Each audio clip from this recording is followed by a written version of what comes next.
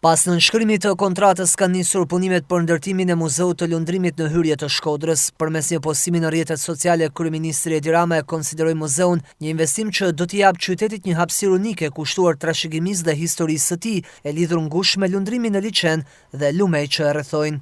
Ndërtimi i tij është pjesë e projektit për përmirësimin e peizazhit dhe infrastrukturës lidhëse për parkun ligatinor në hyrje të liçenit të Shkodrës, me qëllim rritjen e ofertës turistike të zonave natyrore në qarkun verior.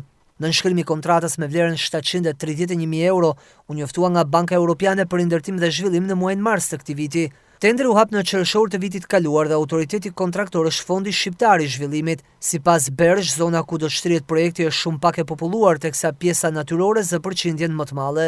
Parku ligatinor do të ofrojë funksione rekreative për qytetarët, si zona për ecje dhe pushim me pamje nga ligatina dhe objektet sportive. Po ashtu, ky park ka rëndësi të madhe strategjike për Shkodrën sepse është një projekt pioner i përshtatur nga pikpamja klimatike që do të rregullojë përmbytjet në atë zonë.